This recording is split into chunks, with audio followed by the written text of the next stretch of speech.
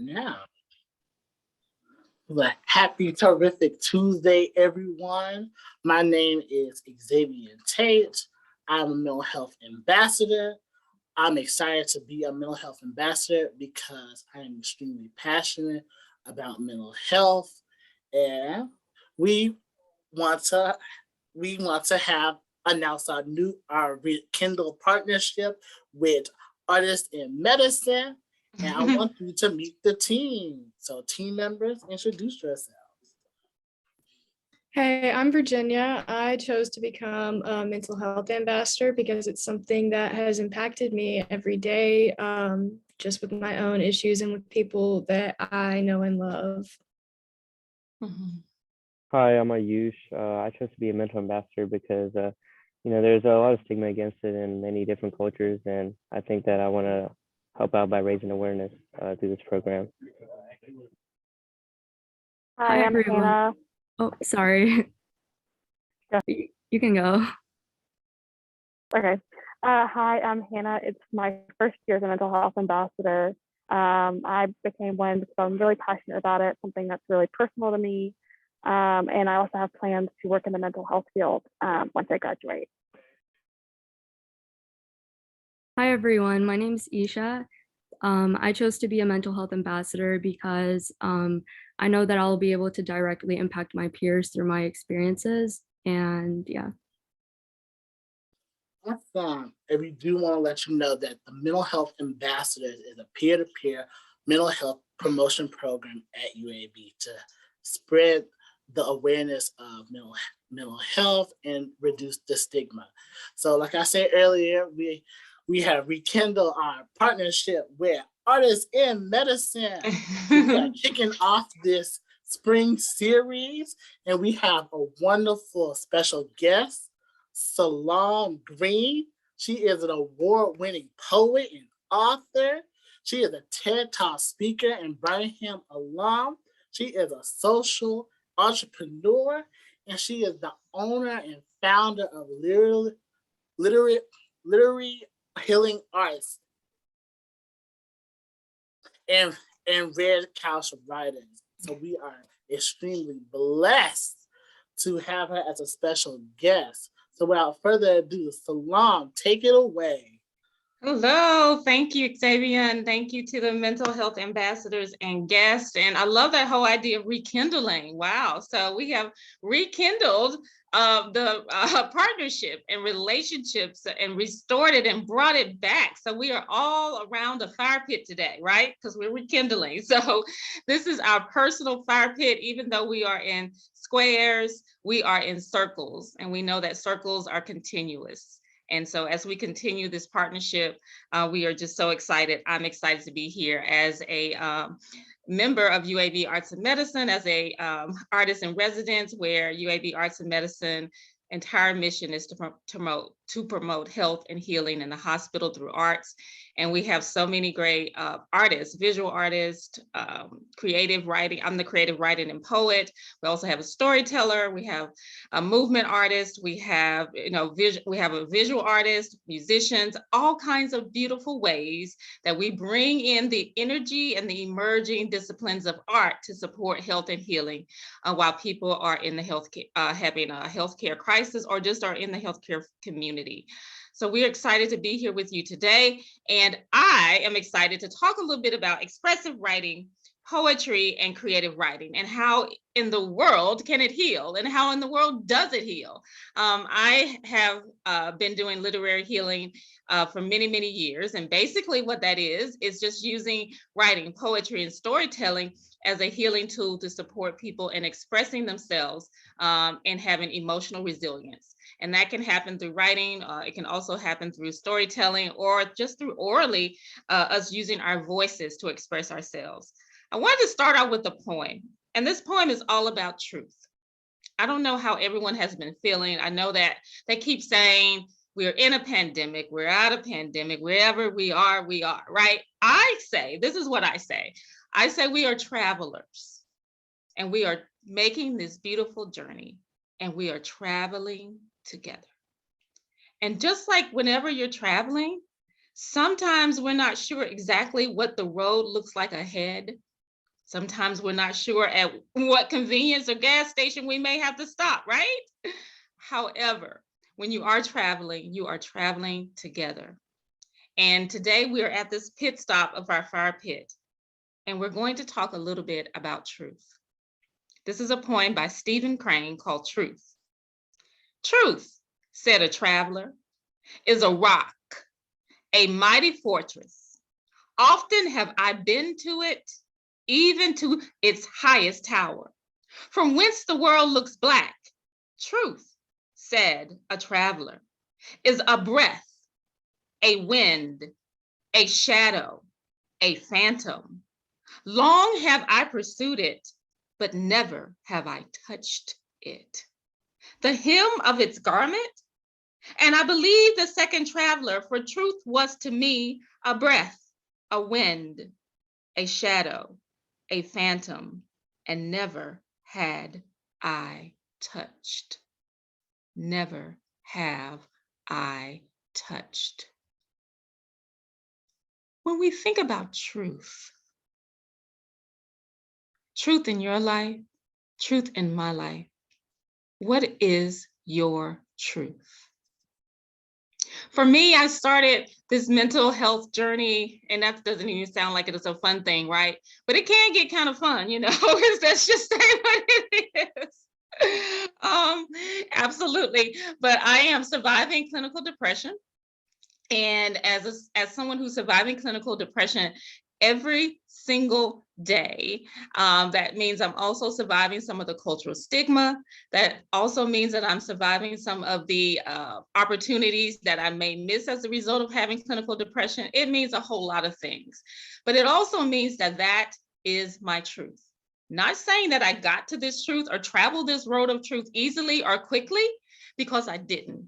But it's saying that today my truth is I'm surviving clinical depression, and I'm using art and writing and medicine and medication and therapy as a tool to support me on this journey so that I can be healthy and continue to take care of myself. So what is your truth? As that traveler said, is it a breath? Is it wind? Have you touched your own truth? Or are you in a space where you are just beginning to touch the truth of who you are?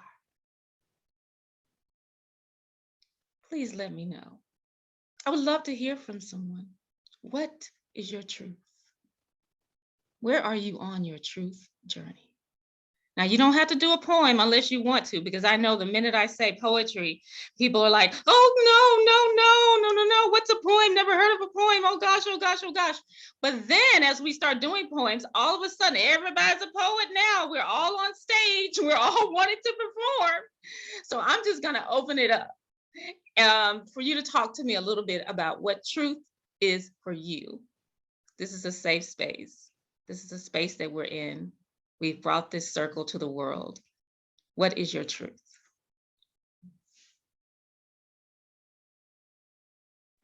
I would say, frankly, as someone who is only 19 and in college, having to kind of grapple with the idea that I may not even know.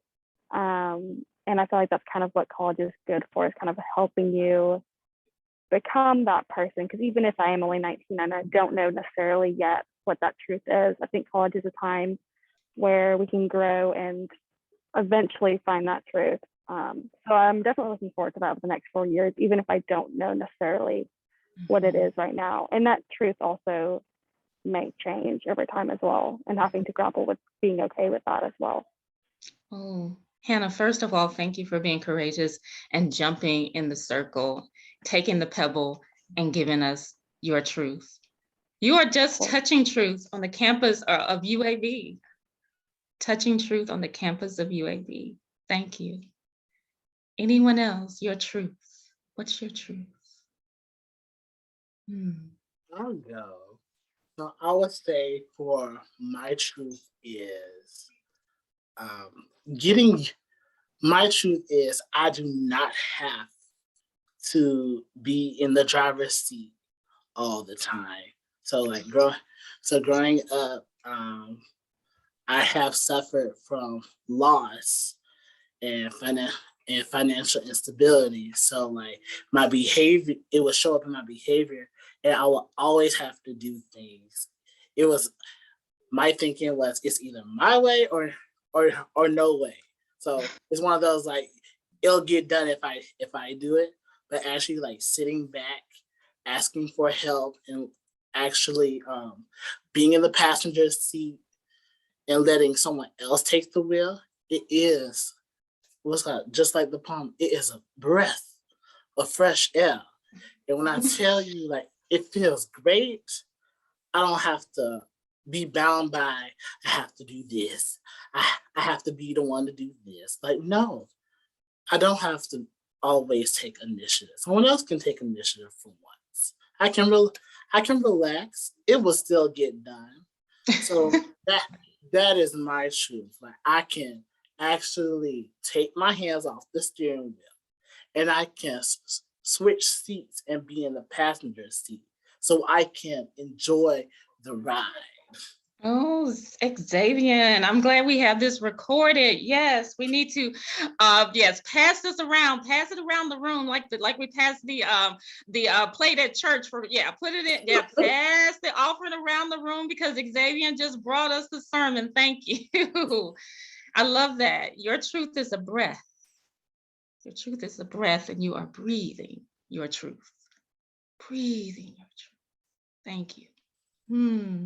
So we are touching truth. We are breathing truth. One more person, anyone else? Burning desire for truth.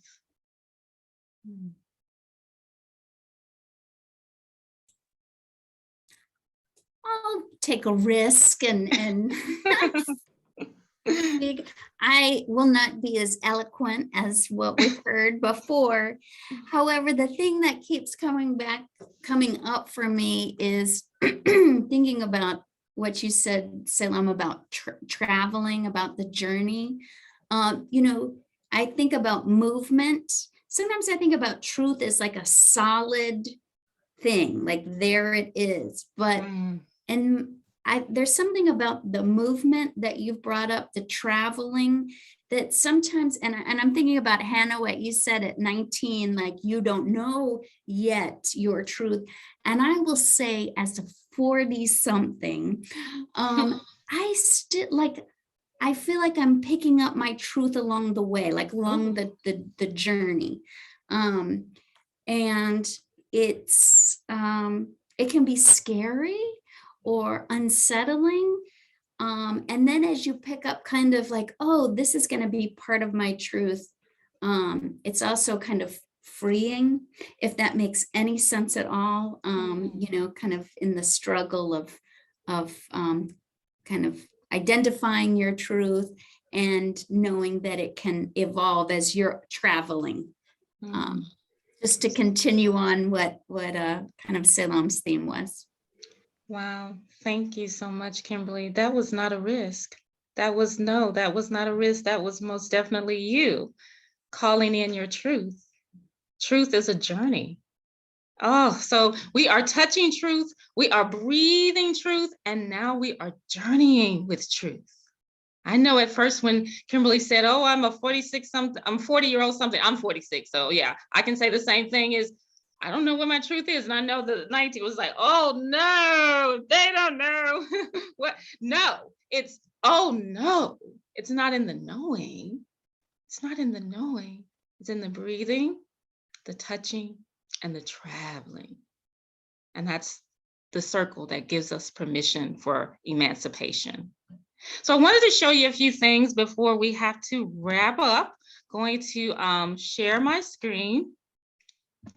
And as I share my screen, I want us to really think about the fact that we have so many rights, and so many ways that we can write ourselves to truth. So many ways that we can write ourselves to joy. So many ways we can write ourselves to traveling, write ourselves to breath, write ourselves to, being the wind, being that bird. And one way is an emancipation letter. When did you get free? I'm not talking about 400 years ago, Salaam, because that I wasn't that we didn't it wasn't just that freedom, right? And then tell the truth about what you are feeling.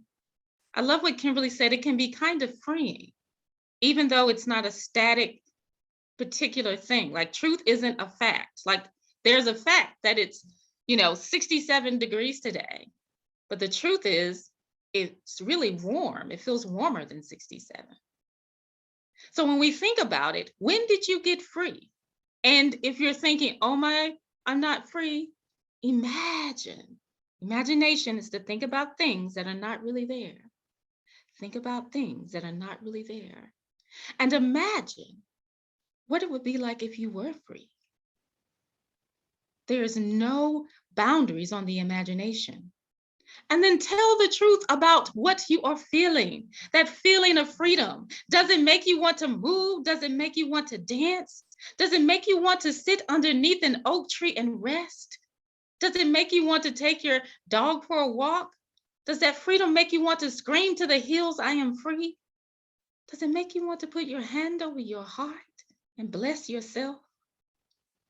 Tell the truth about what you are thinking.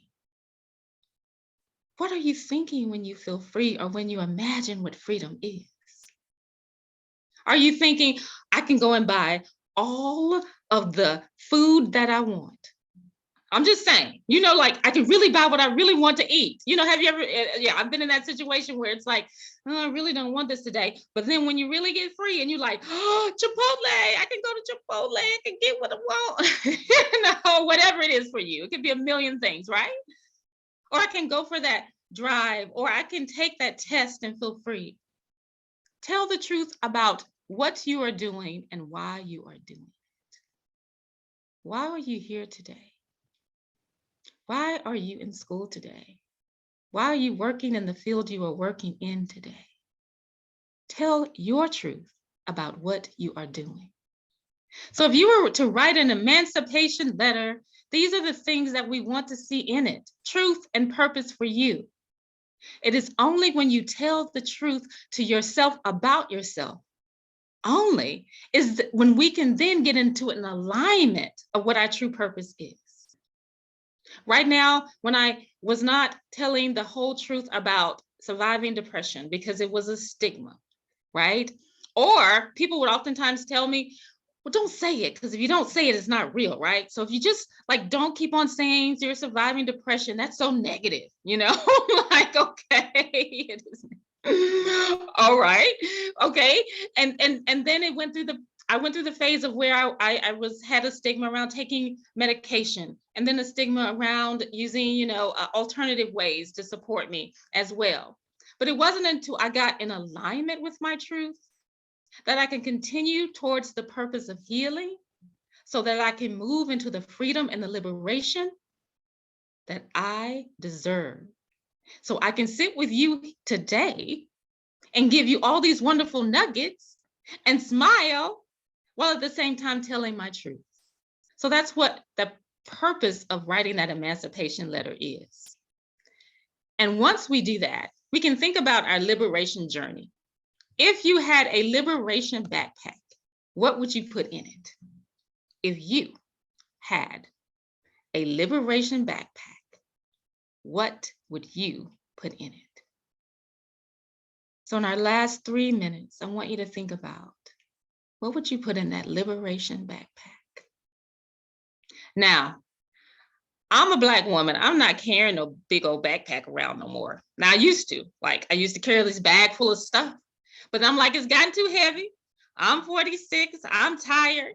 So I'm taking some stuff out of my backpack, out of my bag, out of my tote, out of the way, so that I can maybe make room for things now that really feel like freedom: rest, water, sun, family, dreams, goals.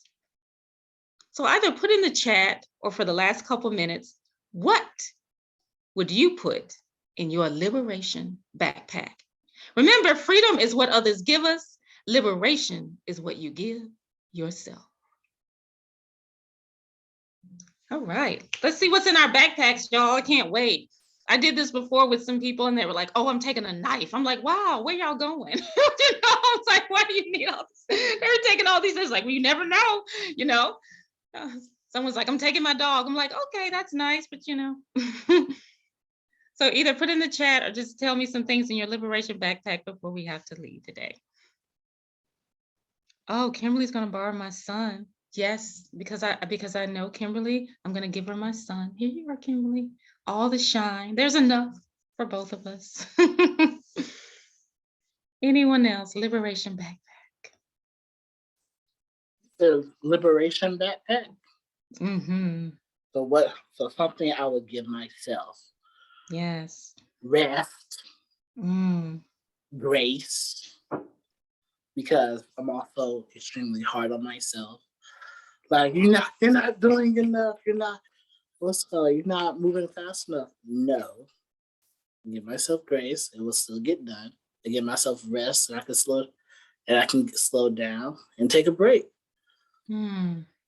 That's all. I love that. I like your backpack, Grace. That sounds like a really tender backpack. Beautiful. Thank you. Yeah. Yes. Someone else is gonna. Oh, Kimberly's got sun and self-love. Yes, come on, self-love. Come on, Kimberly. I know with all that vitamin D, yes, we're already feeling better, energized, and all of that. Anyone else? What's in your liberation backpack? What are you taking?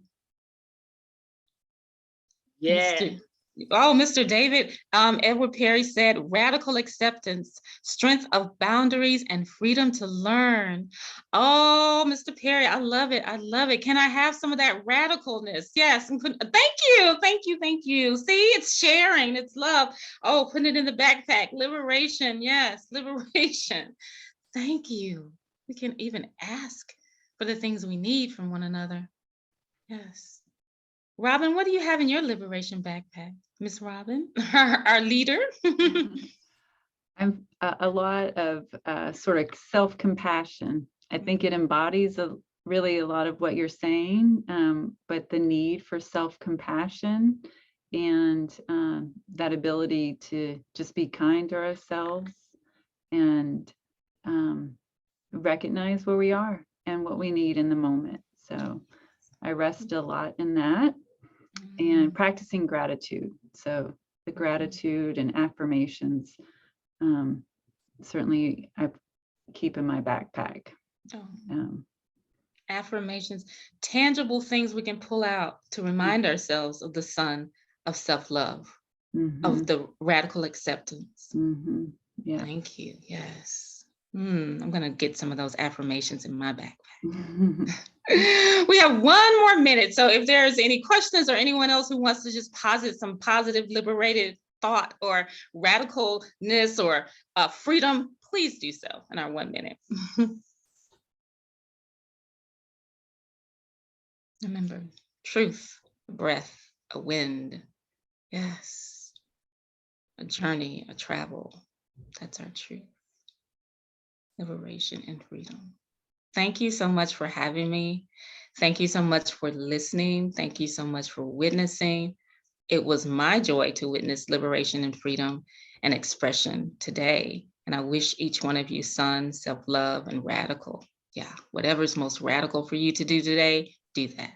So thank you for having me. I'm glad we rekindled it, the fire pit. Let's put the smoke out, everyone. All the beautiful smoke of love we have here. Thank y'all. Thank you. Yes, thank you so much. And maybe you could share too, if anyone would like to get in touch with you, how might they do that, as well as the Artists in Medicine program? Yes, so in order to, you can get in touch with me through my email, and I'll put it in the chat, which is salamgreen@gmail.com. Kimberly, could you put your official email there as well to get in contact with the Arts and Medicine program? You're going to be meeting so many beautiful, great artists, and please, if you just give us a contact, we're happy to answer questions, talk a little bit more about our practice, offer resources, and anything that you may need as well. So please, I'll put my email in the contact and in the chat, and I would love to hear from you as well.